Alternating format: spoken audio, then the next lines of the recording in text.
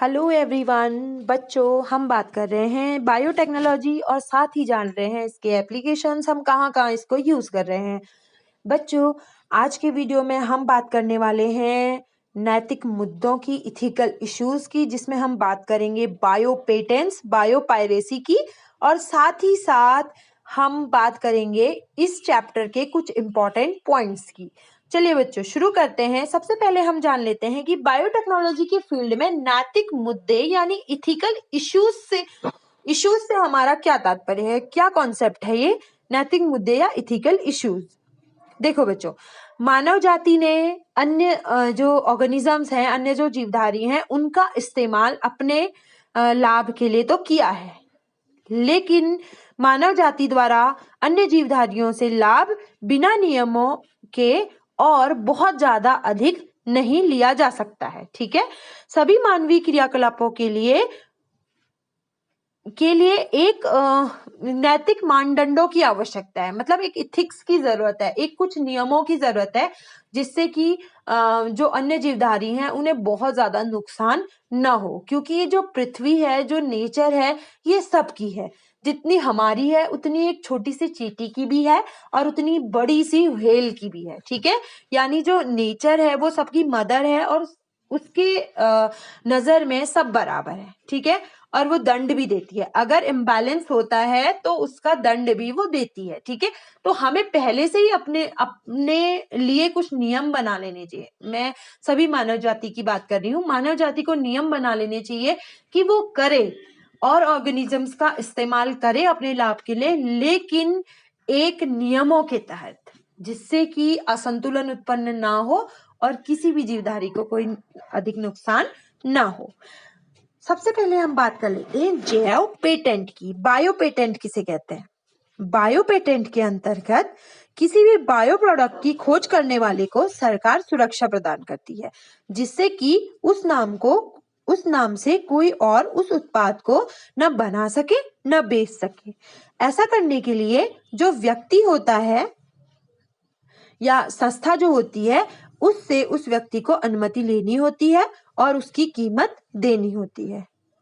कंपनियों को उत्पादों व तकनीकों के लिए जैव स्रोतों का उपयोग हो, जैसे पौधे, जंतुओं, आनुवंशिक पदार्थों आदि के लिए पेटेंट प्रदान किया जाता है। लेकिन कुछ कंपनियां उन आनुवंशिक पदार्थों, पौधों आदि के उत्पाद और तकनीकी के पेटेंट भी प्राप्त कर लेती हैं, जो अनेक वर्षों से विकसित व पहचानी जा चुकी हैं तथा उस क्षेत्र के व देशों के किसानों और लोगों के द्वारा उपयोग की जा रही। यानी इसमें बहुत चालाकी चलती है। वाकई जिसने इसकी खोज करी हो उससे भी उससे उनसे बिना पूछे भी बहुत बड़ी कंपनियां, जो बहुत सारी ऐसी कंपनियां हैं, उनसे पेटेंट ले लेती हैं या अपने को यूज कर लेती हैं और पेटेंट उनसे लेने की जरूरत भी नहीं समझती है। पेटेंट में क्या होता है, या तो अनुमति लेनी पड़ती है और उस जिसने खोज करी होती है उसकी मर्जी होता है। अगर उसे पैसे चाहिए तो वो पैसे भी ले सकता है अपनी खोज के बदले, और अगर कोई बिना पूछे उसके खोज को यूज करता है तो उससे उसको सरकार सुरक्षा देती है और ये अपराध माना जाता है।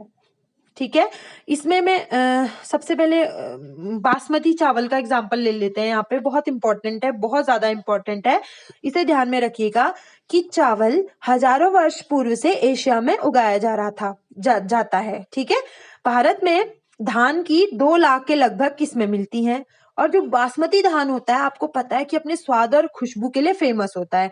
भारत में इसकी 27 किस्में मिलती हैं, और हमारे जो ग्रंथ हैं, पौराणिक और साहित्यिक जो ग्रंथ हैं, उन सब में बासमती चावल का वर्णन मिलता है। लेकिन अमेरिका की यूएस की एक कंपनी ने 1977 में बासमती का पेटेंट ले लिया है और उसे अपने पर उसके ट्रेडमार्क अपने लिए उस पर एकाधिकार कर लिया है। ठीक है, इसके अनुसार कंपनी जो है बासमती की नई किस्मों को अमेरिका और अन्य देशों में बेच सकती है, जबकि बहुत सारी भारतीय जो बासमती की किस्में हैं वो भारतीय किसानों द्वारा विकसित की गई हैं। अब क्या होगा, अगर एकाधिकार प्राप्त कर लिया यूएस की कंपनी ने, क्या होगा, वो यहाँ के किसानों को बासमती चावल को बेचने से रोक सकती है। तो ये गलत बात है ना बच्चों, जबकि बासमती चावल तो कब से हमारे देश के किसान उगा रहे हैं और बासमती चावल तो हम कब से हमारे भारत में पहचान बनाए हुए। यानी कहने का मतलब ये है कि जो इस प्रकार के पेटेंट के जो रूल्स हैं उनको एक नए सिरे से बनाने की और उस पे सोचने की बहुत ज्यादा जरूरत है, इस पे काम करने की बहुत ज्यादा जरूरत है। वैसे ही करेला, जामुन और बैगन को डायबिटीज के कंट्रोल के लिए भारतीय लोग बहुत टाइम से उपयोग करते हैं। ठीक है। और नई नई अब क्या होता है कि हाँ, भारत में क्या होता है, नई नई खोजों को ही पेटेंट मिलता है। लेकिन एक विदेशी कंपनी द्वारा करेले, जामुन और बैगन को कुछ वर्षों पहले पेटेंट मिल गया। लेकिन ये नई खोज तो नहीं थी, क्योंकि इंडिया में नियम दूसरे हैं बायो पेटेंट के पेटेंट देने के, अमेरिका में दूसरे हैं, इंग्लैंड में दूसरे हैं। तो इस तरीके से क्या हुआ, हमारे यहाँ तो पेटेंट नहीं किसी ने करवाया, क्योंकि कॉमनली यूज करते, तो उसका क्या पेटेंट करना। लेकिन एक विदेशी कंपनी में इसने पेटेंट करा दिया है। ठीक है। और इसके अलावा अमेरिका की कंपनियों ने बहुत सारी हल्दी, नीम, हरड़, आंवला, अमलतास, सरसों, अदरक आदि पे भी पेटेंट कर दिया है। खैर, हल्दी में तो भारत ने जो अमेरिका का पेटेंट था वो रद्द करवा दिया है। लेकिन ये जो है बहुत लंबा प्रोसेस है। यानी इसमें जो और देश हैं उनको भी अपने नियम बदलने चाहिए। यानी पूरे जो विश्व है उसमें पेटेंट के जो नियम है सब जगह एक समान होने चाहिए सबके लिए। ठीक है। और लोगों को, हमारे लोगों के बीच में अवेयरनेस होनी चाहिए कि क्या चीज हम लोग सदियों से यूज करते आ रहे हैं और किस चीज की खोज हम लोगों ने की। इसके लिए भी बच्चों को यानी हम लोगों को अवेयरनेस होनी चाहिए, जिससे कि जो हमारे प्रोडक्ट्स हैं उन पर कोई विदेशी या कोई अन्य कंपनियां पेटेंट ना ले ले। अब बच्चों यहाँ पे टर्म आता है बायोपायरेसी। बायोपायरेसी क्या होता है? राष्ट्रीय संपत्ति व संपदा, जीन के स्रोतों या जैविक स्रोतों की डकैती अथवा चोरी को बायोपायरेसी कहते हैं। बायोसोर्सेज का उपयोग एग्रीकल्चर, केमिकल इंडस्ट्रीज और मेडिकल फील्ड में होता है। जैविक पदार्थों और उनके उत्पादों का कमर्शियल लेवल पे इस्तेमाल होता है। कॉमनली जो माइक्रोब्स हैं, एनिमल्स हैं, प्लांट हैं और जेनेटिक मटेरियल है, उनका उपयोग नए उत्पादों के निर्माण के लिए हो रहा है। बहुत सारे जो हमारे कंट्रीज हैं वो इकोनॉमिक रूप से बहुत स्ट्रॉन्ग हैं, लेकिन उनके पास बायोडाइवर्सिटी और ट्रेडिशनल नॉलेज है, उसकी कमी है। लेकिन इसके ऑपोजिट जो डेवलपिंग कंट्रीज हैं या पुअर कंट्रीज हैं, उनके पास बायोडाइवर्सिटी और जो बायो रिसोर्सेज हैं और ट्रेडिशनल नॉलेज है वो बहुत है। इसके कारण जो कुछ कंट्रीज हैं उन्होंने अपने बायो रिसोर्सेज और ट्रेडिशनल नॉलेज को बिना परमिशन के उपयोग पर बैन कर दिया है। ठीक है। ताकि ये जो हमारा संपदा, ट्रेडिशनल नॉलेज है, जो हमारे रिसोर्सेज हैं वो सेफ रहे। भारत सरकार ने ऐसे अनेक संगठन बनाए हैं, जैसे कि आनुवंशिक अभियांत्रिकी संस्तुति समिति GESC, जो आनुवंशिक पदार्थों के अनुसंधान संबंधी कार्यों की वैधानिकता और जन सेवाओं के लिए आनुवंशिक रूपांतरण यानी जेनेटिकली मॉडिफाइड जीवों की सुरक्षा का निर्णय लेती है।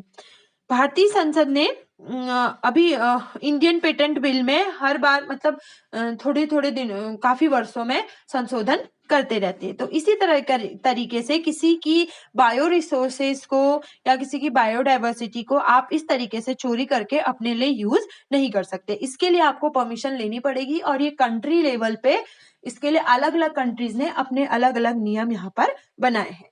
चलिए बच्चों, अब इस चैप्टर के कुछ इंपॉर्टेंट पॉइंट्स को डिस्कस कर लेते हैं। पहला पॉइंट है, जैव प्रौद्योगिकी द्वारा उत्पन्न कैंसर की दवा है इंटरफेरॉन। एंटीबायोटिक शब्द दिया था एस वॉक्समैन ने। ह्यूमुलिन है एक मानव इंसुलिन। राइजोबियम में निफ जीन पाई जाती है। फ्लेवर सेवर टमाटर की एक किस्म है जो लंबे समय तक खराब नहीं होती है। हिरुडिन एक प्रोटीन है जो रक्त का थक्का जमने से रोकती है। माइक्रो इंजेक्शन और रेट्रोवायरस जंतुओं में जीव स्थानांतरण की मुख्य विधियां हैं। एग्रोबैक्टीरियम ट्यूमिफेसियंस पौधों में क्राउन गॉल रोग उत्पन्न करता है। बीटी कॉटन को किलर कॉटन भी कहते हैं। रोजी एक ट्रांसजेनिक गाय है, इसके दूध में लैक्ट एल्ब्यूमिनेस पाया जाता है। यदि चूहों में एक जीन को हटा दिया जाता है तो ऐसे चूहों को नॉकआउट चूहे कहते हैं।